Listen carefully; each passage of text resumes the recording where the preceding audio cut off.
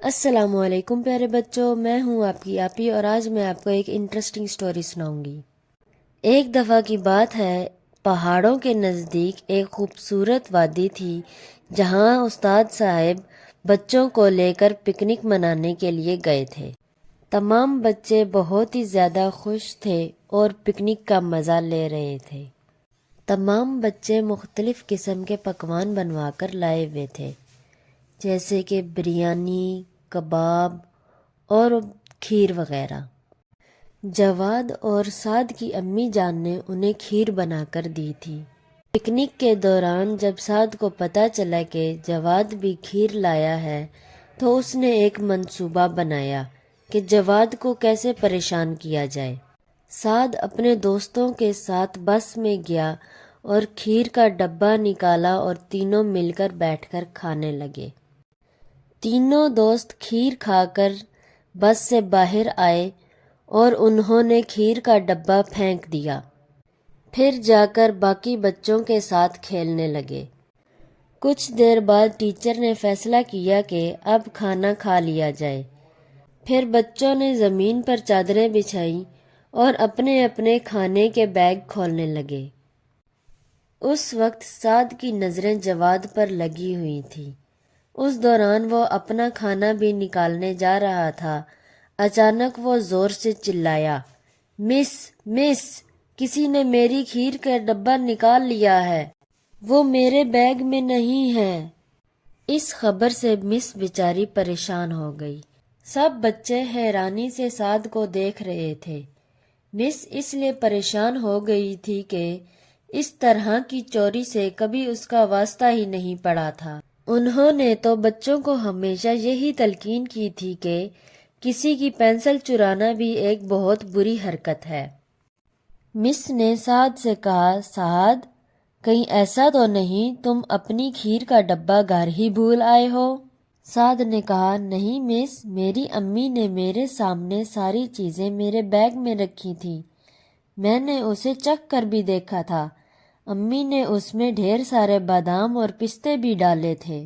یہ کہہ کر سعد رونے جیسا منہ بنانے کی کوشش کرنے لگا۔ اچانک اس کی نظر جواد کے کھیر کے ڈبے پر پڑی۔ مس مس، وہ رہا میرا کھیر کا ڈبہ، میں نے اسے پہچان لیا، اس نے جواد کی طرف اشارہ کر کے کہا۔ اس کی بات سن کر اس کا دوست شرافت زور سے بولا، اب میری سمجھ میں آیا ہے۔ سعد جب اپنا بیگ رکھ کر پانی پینے گیا تھا تو میں نے دیکھا تھا کہ جواد اس کے بیگ کو کھول رہا ہے۔ اس وقت تو میں نے کوئی دھیان نہیں دیا، میں یہ سمجھا کہ وہ یہ دیکھ رہا ہے کہ سعد کھانے میں کیا کیا چیزیں لے کر آیا ہے۔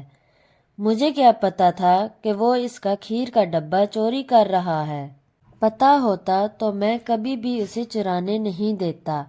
اس جھوٹ پر جواد تلملا کر کھڑا ہو گیا اور بولا، شرافت بھائی، آپ جھوٹ بول رہے ہیں۔ شرافت نے کہا، اگر میں جھوٹ بول رہا ہوں تو بتاؤ اس ڈبے میں کیا ہے؟ جواد نے جواب دیا کہ اس ڈبے میں کھیر ہے جو میری امی جان نے بنائی تھی۔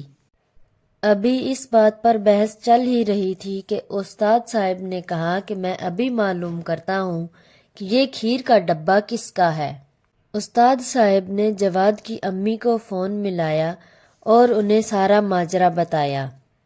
جواد کی امی نے کہا، یہ تو کوئی مشکل بات نہیں۔ صبح جواد کا چھوٹا بھائی بہت زیادہ رو رہا تھا، اس لیے کھیر بناتے ہوئے میں نے چینی کی جگہ نمک ڈال دیا۔ اگر کھیر میں نمک ہے تو یہ جواد کا ڈبہ ہے، اور اگر کھیر میٹھی ہے تو جواد کا ڈبہ نہیں ہے۔ جب استاد صاحب نے کھیر چیک کی تو وہ نمکین تھی، یعنی وہ ڈبہ جواد کا تھا۔ استاد صاحب کو معلوم ہو گیا کہ ساری شرارت سعد اور اس کے دوستوں کی ہے۔ وہ غصے سے بولے، اب لائن میں آ جاؤ، تم لوگوں کا جھوٹ پکڑا گیا ہے۔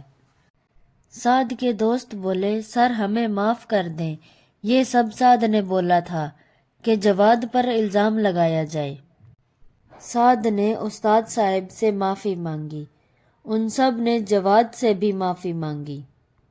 جواد نے ان سب لڑکوں سے ہاتھ ملایا اور انہیں سچے دل سے معاف کر دی۔ سعد اور اس کے دوستوں نے بری حرکتوں سے توبہ کر لی اور وعدہ کیا کہ آئندہ کسی کو بھی تنگ نہیں کریں گے۔ پھر سب نے مل کر پکنک کا مزہ اٹھایا۔ پیارے بچوں، جو کسی کے لیے گڑھا کھودتا ہے وہ خود ہی اس میں گرتا ہے۔ تو آج کی کہانی آپ کو کیسی لگی ضرور بتائیں، اور میری نئی کہانی سننے کے لیے چینل کو سبسکرائب کریں۔ اللہ حافظ۔